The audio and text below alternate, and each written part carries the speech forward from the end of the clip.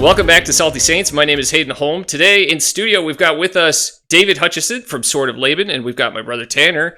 And we wanted to talk about this Jubilee video that has been blowing up the LDS online space, where Jacob Hansen and Hayden Carroll absolutely showed up for our church. They represented and they threw down with Alex O'Connor. So let's kind of get everybody's thoughts. I'd love to get your initial reaction after you saw the video. David, we'll start with you. What were your thoughts after seeing it? Yeah, good summary. I think that Hayden Carroll and Jacob Hansen did a fantastic job. I have seen people, including Jacob, that said that the Christians were destroyed by the atheist Alex O'Connor. I think destroyed is hyperbole. Yeah, I think it's a little harsh. Very strong arguments there. Yeah. I think there are other strong arguments there, and we can go into that. But it was interesting. It's a little difficult, though, because they're not debating just truth versus error. You know, there's also mixed into there the quality of the debater, like how well they prepared and how intelligent they are and how they can articulate their thoughts. So there's a bit of that mixed in there, and it was interesting to watch, though. What about you, Tanner? What do you think? Yeah, I thought it was really interesting to see like what Hayden and Jacob were able to do was really meet Alex O'Connor on his level. I feel like everybody else was fighting from their own home arena, right? Like there's a lot of like presuppositions to go Jordan Peterson on you that they just kind of assumed, right? Like as Alex O'Connor was walking into their arguments in their domain.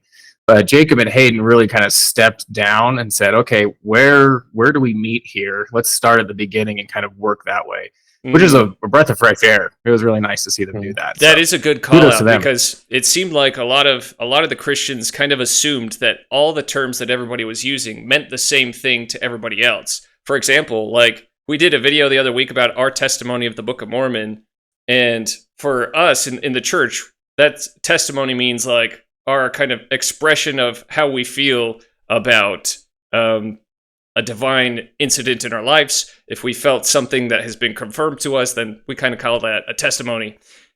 How we know something is true for ourselves. And so we had this video published, and I tell you, a ton of Christians started dogpiling on the video saying like, this isn't actual evidence, you know, you're just using an emotional appeal and you're trying to manipulate people. And it's like, whoa. I think we have different terms here that we're using. And I really like that call out, because I think people absolutely were using their own terms, fighting in their home arena, assuming that everyone else was on the same page with them, but everyone was coming from a different spot. How much do you think a mission had prepared Luke Hansen and Hayden Carroll for this moment? We'll start with you, Tanner. I mean, like, it goes back to that, like, getting on the same page thing, right? Like, they spent 2 years doing that, right? Brief introductions. You only have 30 seconds at the door. Like, you really have to establish yourself quickly, which they did. I thought they did a great job. I think that they're a little more battle-tried than, you know, all the other Christians there, right? Because how many times have those Christians got up and defended what they believe against friend and foe, right? Because, I mean, Mormons have very few friends in the religious space, you know? It's kind of just the name of the game. So I think that they were already used to debating and defending their ideas, where a lot of other Christian sects don't really have that experience, right? That's interesting. Yeah, I agree. I think they do have... go ahead. Yeah, I'm talking over you. That's okay. Yeah, I do think that, because you saw so many different approaches there, right? You saw some like very academic approaches where they would bring up some example from some 19th century philosopher with some particular name, and then they had to explain this to each other. And then you had another approach, and I really like this. And talking about missions, there was a girl, she had dark hair, she bore her testimony. She said, I saw Jesus, he lifted me up, he spun me around, I felt his love. And I was like, that's awesome. And in fact, that was the one time when Alex sat back and he listened, and he was listening to her. I think Alex actually adapted to each. He's great like that, right? He can adapt to whoever he's talking to. Yeah. And for her, he just sat back and listened, and he conceded that this was a really good reason to believe in religion. But he said, yeah, you've had this experience, but I haven't had this experience, so it does nothing good for me. Right, doesn't apply to me. That was something for you. And he did it in a very respectful way. I think that's a great call out, is the amount of empathy that he brought to the table, the amount of compassion he brought to the table.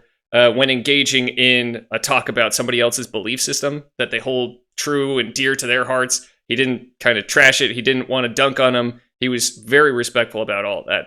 Great call out.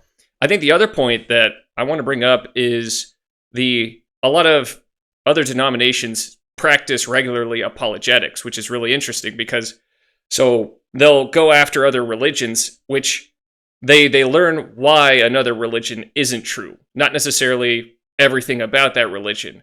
So what was fascinating is that Hayden and Jacob, coming from our church, the doctrine is about understanding. It's not necessarily going out there saying, like, this is why these people are wrong, this is why this people are wrong. It's more about, like, let's help you understand the doctrine so that you can then teach your children, teach your family, teach your community, and teach other people about it. Whereas the other people may know why everyone else is wrong in that room, but they may not know how to teach what they believe to other people. The other piece that I wanted to bring up here, it seems like everybody in our space is talking about this right now. Why do you think that this has created such a buzz? And why do you think it's impacted the online realm for the LDS Church the way that it has? Yeah, that's a good question. Well, for me, I think that, for one, they're tackling hard problems, right? The problem of evil. And this is a problem that has been thought about and opined about for, 2 millennia or more, the entirety of human history. Yeah. I do think that while Jacob and Hayden Carroll were extremely good at kind of bringing the Latter-day Saint perspective to the table, I don't think that Alex O'Connor got it. I don't think he got all of the reasons why our theology resolves the problem of evil. Totally agree. I thought that would be interesting to get into here a little bit. I'm no Jacob Hansen. I can't, debate at the same philosophical level as him, but I had a few things that I think Alex actually missed when Jacob was saying something and Alex didn't get it. I think we should go into. Absolutely, yeah. Let's go for it. So what are some of the things that you thought that Alex missed or that you noticed might make for some good clarification here? Yeah, several things. First is they gave Jacob and actually Hayden gave a really good example of, like, he said, "Are you a father?" to Alex, and Alex said, "No." Well, I'm a father, and the way that I think about wanting my child to become the best that they can be, in fact, to become better than me, is to send them out into the world, not just to have them at home all the time for their entire lives, not to follow them around and to prevent every scraped knee and every failed math test and these things. Yeah. But Alex's argument was, well, okay, but if you're God, you don't need to send them out into the unjust world, because the only reason you do this in mortality is because as an adult, that child will have to deal with the injustice of the world, right? And there was no answer back to that. And it's fine because you're on the spot. But as I thought about that, last night and today, I think that premise is wrong. I think that Alex's premise there is that when we become gods, which I don't even think he got that concept as part of our religion, but when we become gods, that all suffering will cease. That it's all unicorns and rainbows forever. Yeah. And that is not my understanding. In fact, I was looking up today in Moses chapter 7 from the Pearl of Great Price, and Enoch, it says God the Father beheld Satan who veiled the face of the whole earth with darkness, and then God the Father beheld the righteous. And then it says, it came to pass that the God of heaven looked upon the residue of the people, that's presumably the people who weren't righteous, and he wept. Right? God weeps. And Enoch said unto the Lord, how is it that thou canst weep, seeing thou art holy and from all eternity to all eternity? So this idea that we don't have to go through the realm of injustice because on the other side is rainbows and unicorns forever is actually wrong. God has sadness and God has indescribable joy, right? And it's only by going through this realm of injustice, as Jacob calls it, that we can become like God. It's not that it all goes away when we die and are resurrected. It's that this is what we need, the experience we need to become that. Because they did mention a lot about, like, the compensation. Like, you're going to be compensated for whatever suffering and misery that you experience in this life. And while there will be a degree of that, every wrong will be made right, there will be justice, it doesn't mean that the entire reason why we get through trials and why we go through hard things is because there's going to be blessings waiting for us at the end of a rainbow, necessarily. Oh yeah. as much as it means there's something that we can learn from it. Like the idea, and I think Joseph Smith learned this in Carthage jail while he was suffering, was he learned that suffering didn't necessarily indicate an absence of God's love as much as it indicated that God was able to transform that suffering into something great for him. So it was more of an indication that of his strength that he was able to give Joseph to overcome that suffering, if that makes sense. That was kind of just like randomly put together on the fly, but 100%. Yeah, go ahead. I think that it's kind of silly because I think a lot of Christians also believe this, that, you know, you're sent here on earth and you experience the full spectrum of emotion only to prepare you to be only happy forever after. You know, like that doesn't make sense in my brain. You know, like you're here to learn how every emotion applies to you as a soul, because you're going to need your, you know, emotional preparedness for the eternities, right? It just doesn't it doesn't make sense to experience that full spectrum and then just hop into heaven and glorify God forever as an angel in the choir and just be happy for eternity, right? Like that doesn't seem like progression, you know? Like I'm a terrible singer. That's not the heaven I want, right? So I feel like David, you nailed it on the head where it's like, yeah, you can still suffer and be God, right? Like that's something that he's agreed to in this plan that he's put for us and in this experience that we're having here. Absolutely. And I think, you know, mainstream Christians will, I wouldn't say make fun of us, but they'll argue against our idea of a limited God is what they would call it, perhaps. And you know, Trent Horn released a video today about like how the LDS God being so limited is actually a problem. It doesn't solve any problems for the problem of evil, and it actually creates problems. I don't think they get it, because God is limited insofar that he has a goal. And so if instead of, you know, Alex O'Connor's idea of the limited God is, or perhaps Trent Horn's idea, is that God cannot take away the suffering from the world. He can't prevent that deer with its leg stuck in the branch from like dying of starvation all alone.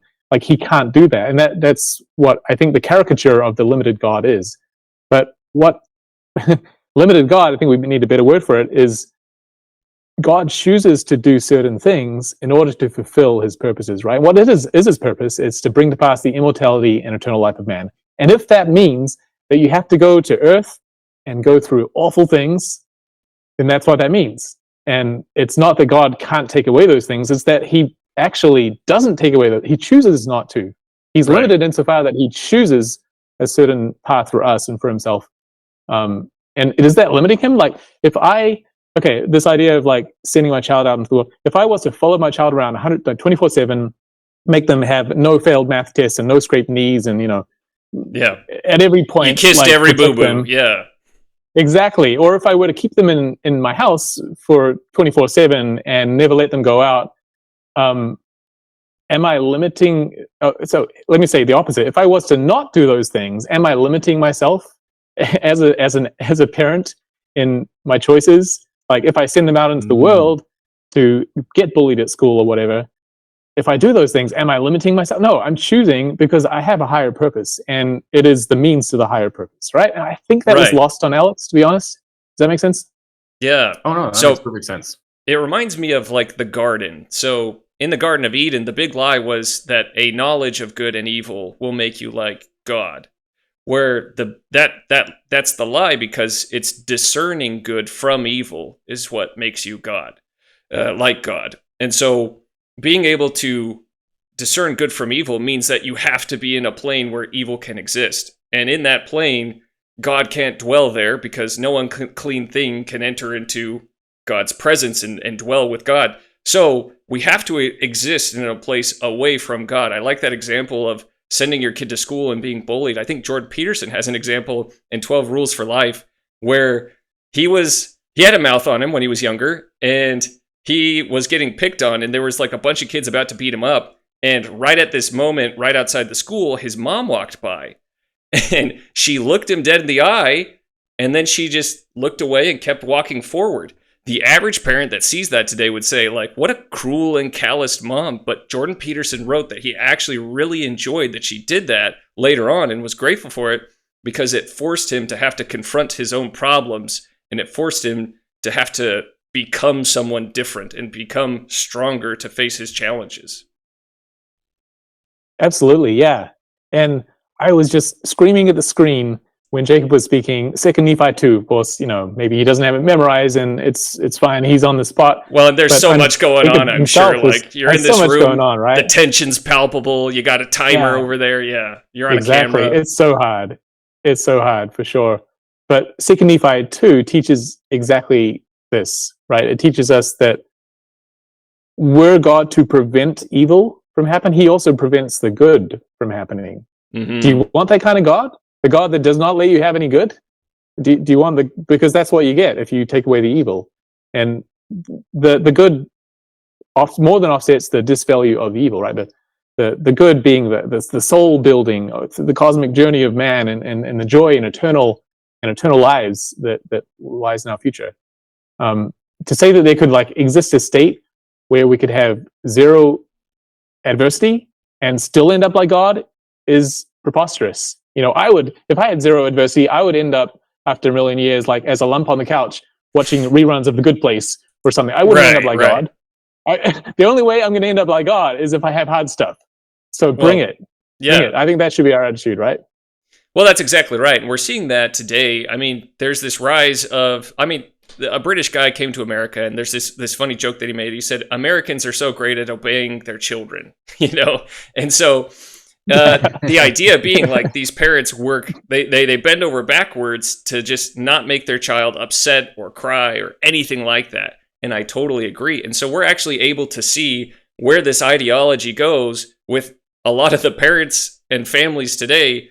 These kids are growing up, and we've got so many problems, like texture issues. You've got so many mental disorders. You've got so many different types of spectrums and everything that's going on today. And it's just this is insane. This is crazy. We don't have a stronger generation of kids. I would argue we have a weaker and weaker generation of kids.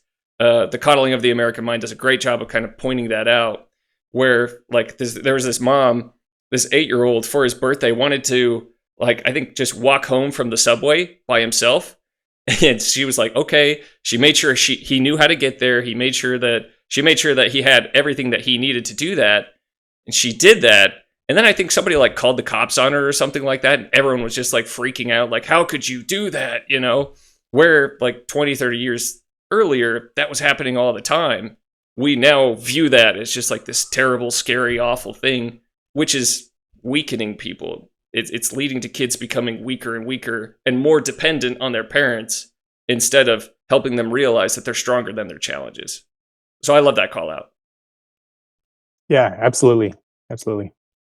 And I think actually that it's a complex problem of the problem of evil is actually not one problem. And I think that was part of the problem during the debate, is that the problem of evil consists of maybe 3 different problems inside of it, right? And they were kind of jumping back and forth between them. There's the problem of why do just things happen in nature that are bad? Like a child is born with spina bifida or some severe condition, and it's nobody's fault. It's just part of nature, right?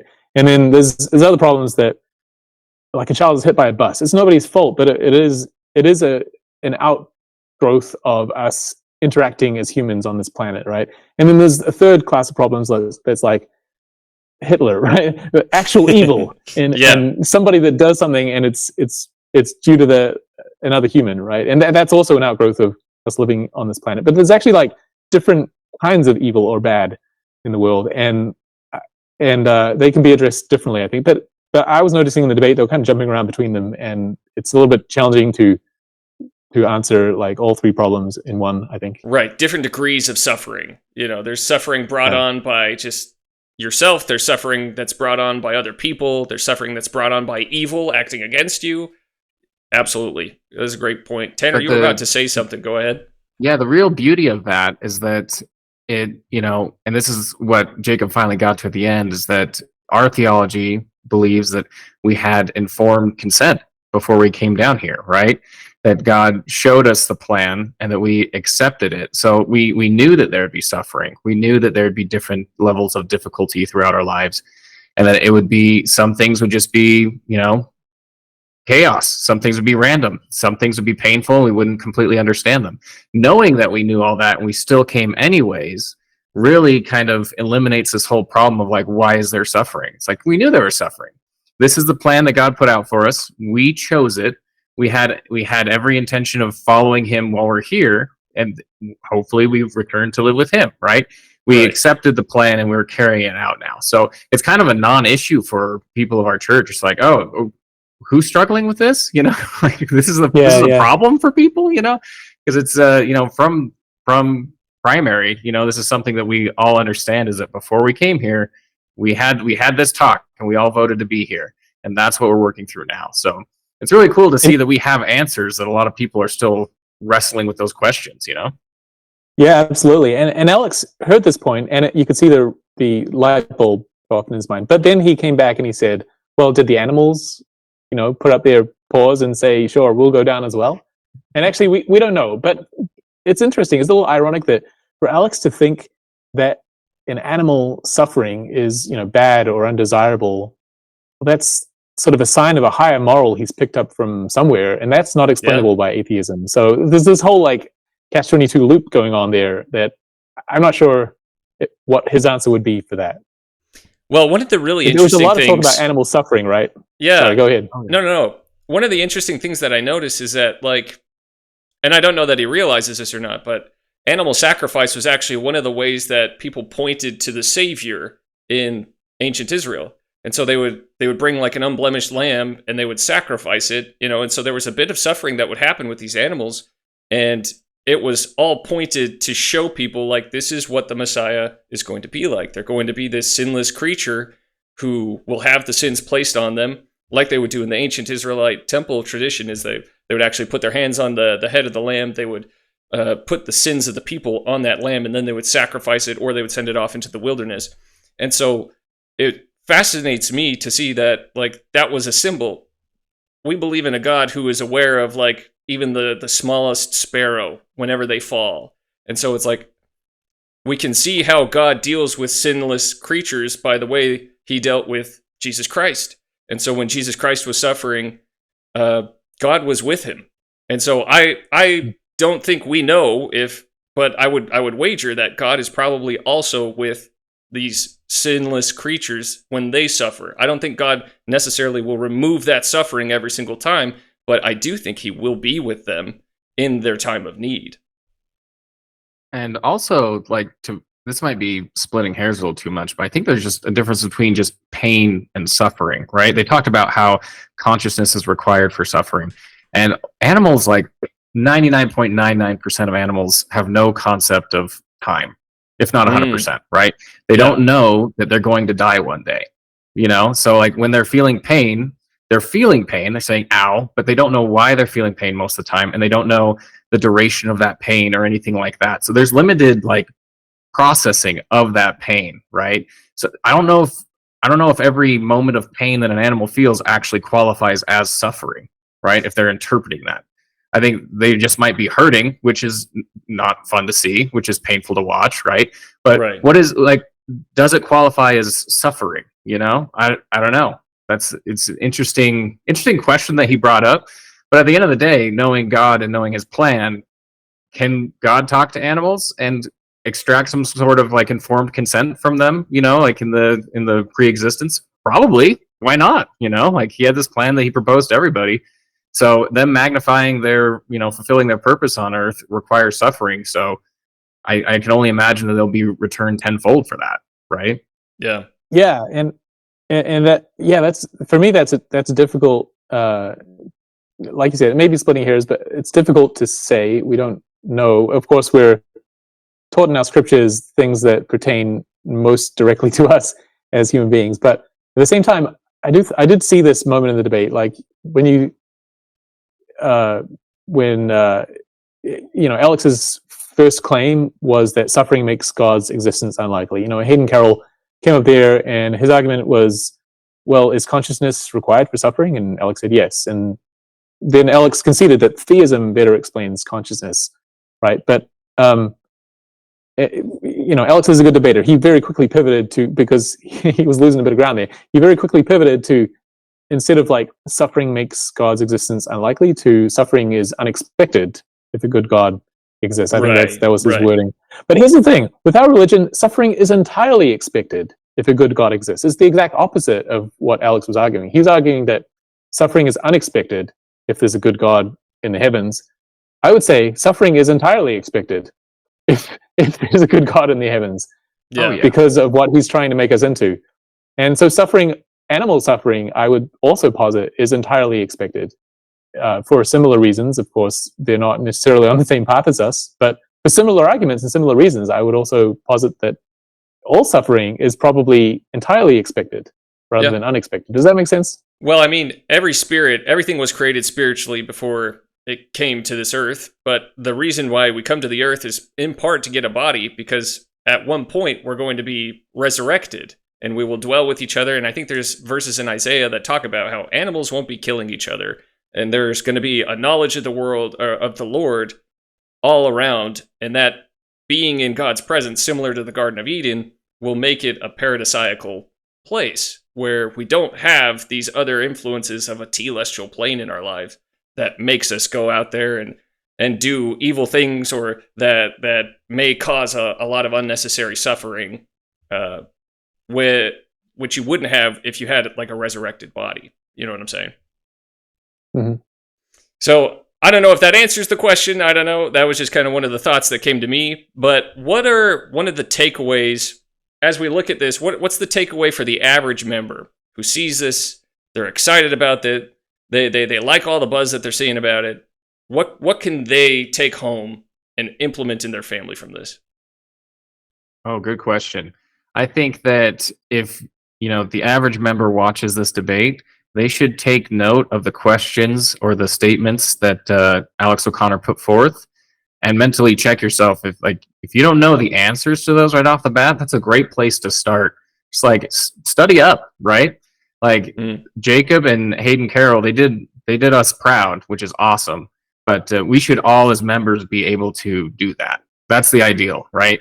And I think the church focuses on that, and we do pretty well for ourselves as a body. But if you're an individual member watching this and you couldn't answer those questions, let's hit the books a little bit more, Right. Yeah, and speaking of picking the books, I would say a takeaway is just go ahead and read 2 Nephi 2 again at a minimum.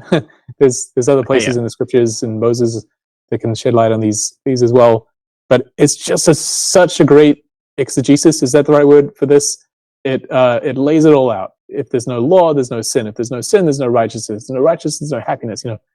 Goes through linearly through. And as you're reading it, one thing that an exercise that I did is I tried to imagine a world where there wasn't good and bad, or where there was only good. Let's say we're all just rainbows and unicorns, and yet I can become like God. Like, can you imagine that?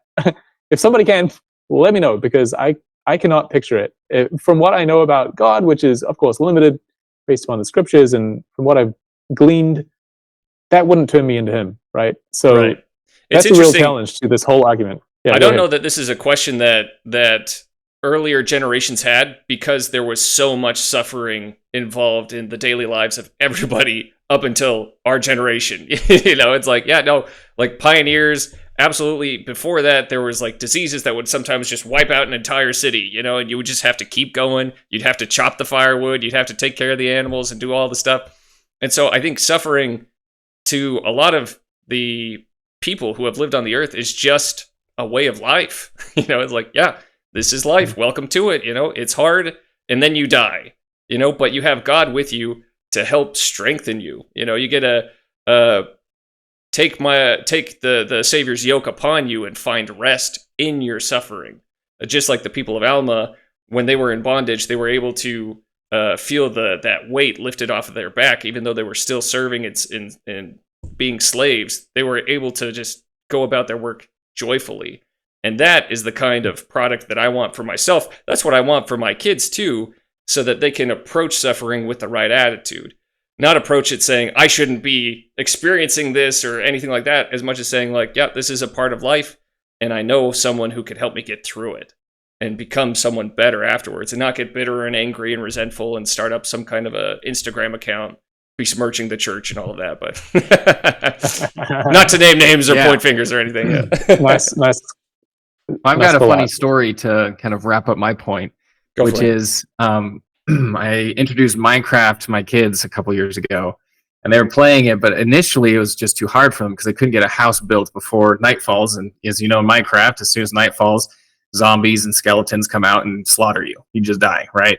So we switched it over to like, I think it's called creator mode or something like that. But essentially, you have no risk. You can do anything. You have all resources. This is like God mode, essentially. And at first, they really loved it because they could build whatever. They could, summon anything instantly to fill their houses with animals and things. But it took about like 20 minutes. I came back, and all they were doing was filling mountains full of TNT and blowing them up. Like, that's what it resorted to. And it always does in Minecraft. It always comes back to what big explosion can we make? And with a life that's soft, without without pressure, it self-destructs almost every time. Right? You need that hardship in your life to push you forward. Or you just end up blowing up mountains in Minecraft all day, right? Right. The load gives you traction. That's right. Exactly. Mm-hmm. Awesome. Okay, well, I think those are pretty much all of my thoughts. Did you guys have anything else you wanted to add? I think that's it for me. Okay, great. Well, until next time, I'm Hayden Holm. This is David Hutchinson, Sword of Laban, and Tanner. We're Salty Saints, and we'll see you next time.